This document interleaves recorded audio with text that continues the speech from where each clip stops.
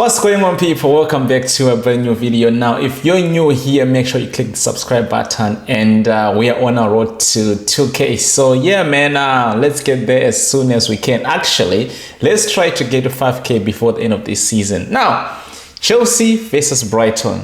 We're at home this time. Now, first we're gonna react to the press conference, obviously, like we always do. Now, there were some few comments from Maresca, obviously, since he was the one who was, doing the press conference. Now, I don't really like this kind of press conferences because I feel as though like sometimes they do ask some obvious things and they do ask some questions where I don't know what sort of answers are they expecting to hear from Maresca. I don't know. It's just stupid for me because I can imagine if I'm the one holding the press conference, right? There are some things that I'm just not going to get into. Like he's been asking about the owners and even, there's some things like even as a coach, I'm not just going to be able to like say it publicly. Like ask me about the players and the game. So we're not going to talk about those type of comments, obviously. We're just going to go into obviously some of the questions that even us as the fan base, we actually want to know. We don't care about the other stuff. Now, let's react to the injuries that we have on board. It's good to hear that Romeo Lavia is back in training. And I think he said that he's fit for the game tomorrow against Brighton. Now, we don't know whether he's going to start on the bench or he's going to start on the lineup, in the first team. Now, if I'm assuming, he will definitely start on the bench because we've been playing Enzo and Caicedo in the midfield as double pivot and Palmer on the 10. So even me as a fan, I would like to get that momentum between them and the cohesion, to like sort of develop it into something that we can say, okay, this is our midfield in like most of the games, we're just going to play them too. Now, personally, I would like to see Lavia in a starting lineup. But again, he's coming from an injury. And like we said, Enzo Fernandez and Caicedo, those are the most expensive players in the Chelsea team right now. So you kind of have to play them, even though I don't agree with it, but I hear it, right? So I think he will definitely start on the bench. But it's good to know that at least he is in the lineup. Now, Reece James, on the other hand, is not back. And it's very sad because they actually don't know when he's going to come back. Maybe they do, maybe they don't, maybe they do, and they just don't want to tell us. But it's cool. We'll move. We'll see when he comes back. The good thing about Chelsea right now, I know Malo Gusto is not so much of injury prone as compared to Reece James, but he also is an injury prone to his sort of like, own sort of way. Yes, he doesn't miss as many games as obviously Reece James and Ben Chilwell, but he does seem to miss every third or fourth game of the season. I don't know. But the good part is he's fit and he's back on the lineup, and I'm pretty sure he will start. He might not play 90 minutes, but he will start. Now, the reason why I put up that point is because now we don't actually seem to miss Reece James that much because we have Malo Gusto there, and Malo Gusto just gives you, not exactly as Reece James does give you, but he gives you a little bit similar. He knows how to cover his lines, cross the ball into the into the box. He can assist goals, and he's good in defending as well. His pace is alright, his physique is alright. What else? He can invert into the midfield like we saw him doing. I think in the last game against Barrow, he was almost playing as like a 10, because he was up the field, right? Making, creating goals and playing, alongside Pedro Neto.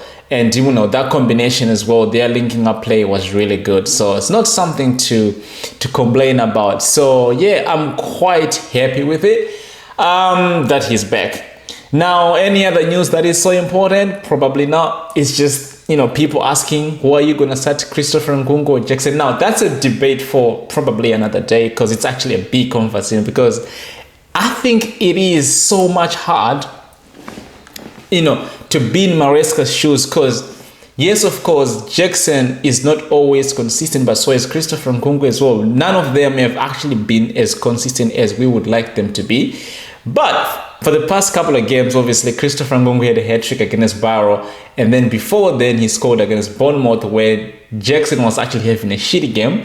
And then Jackson against West Ham, he scored 2 goals. So, I don't know. They say it's a good problem to have, but I don't know. But me as a fan, obviously, I don't know who I want to start because they both seem to be picking up their form right now. If it was up to me, I'll play 2 of them. But then again, Maresca already said I can't keep playing, or I cannot play 8 attackers because we still need to defend. Whenever you lose the ball, you gotta defend, because it is very certain that in a game of football, you will definitely at some point lose possession, if not many times. So you kind of have to have your defense and your midfielders as well. So you can't always just play, 2 strikers, 3 attackers, 4 attackers. It doesn't work like that. Now, our record against Brighton has been pretty good. I think 4 wins in 5 in the last 5 games. So that's pretty good.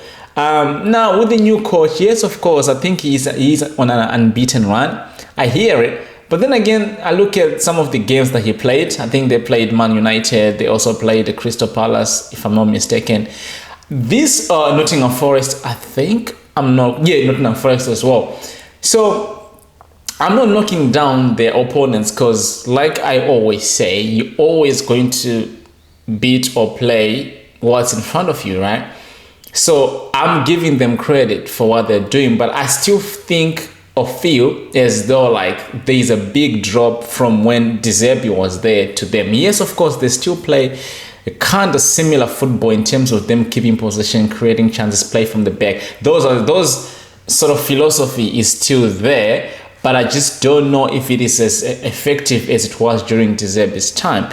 Now, when I look at the way Chelsea wants to play, it's sort of like similar to the way they play. Now, it's just a matter of like who's going to take their chances. And I feel as though like my attackers, I'm looking at Madueke, Pedro Neto, I'm looking at João Felix, I'm looking at Christopher Nkunku, Jackson, I'm looking at obviously Cole Palmer, I'm looking at Jadon Sancho as well. Now, the reason why I've mentioned all of them is because we don't know the status. But if I'm just assuming from my head, I think Madueke is going to sit on the right, Palmer on the 10, left we're going to have Jadon Sancho, and then up front we're going to have Jackson. So even them 4, I think they'll do enough job to sort of like take their chances and actually score some goals against Brighton. I still think they're a little bit open at the back in terms of like, the way they want to play and the way obviously we are attacking the ball into the box. And of course, we do have some quality up front. Yes, of course, we have to,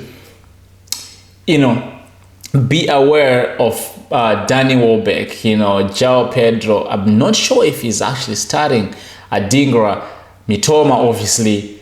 But I'm quite confident that Mitoma will get dealt with by Malo Gusto.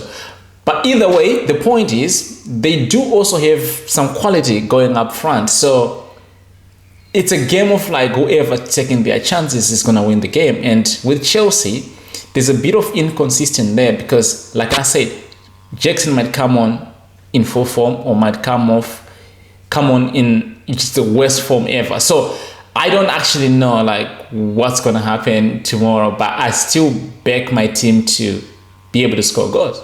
Our defense, I'm hoping Tosin will start alongside Colwill because we do need height in the box as well. Again, Danny Welbeck, Lewis Dunk as well, when it, aerial threat. So I'm still, but all in all, I think we can get the job done, and we're at home. I know our home form hasn't been as great as we would like it to be, but I still think we can come up with something there. I need Cucurella and Caicedo to turn up because obviously they're playing. It's a Cucurella and Caicedo derby, and I'm expecting them to perform to their full, capacity.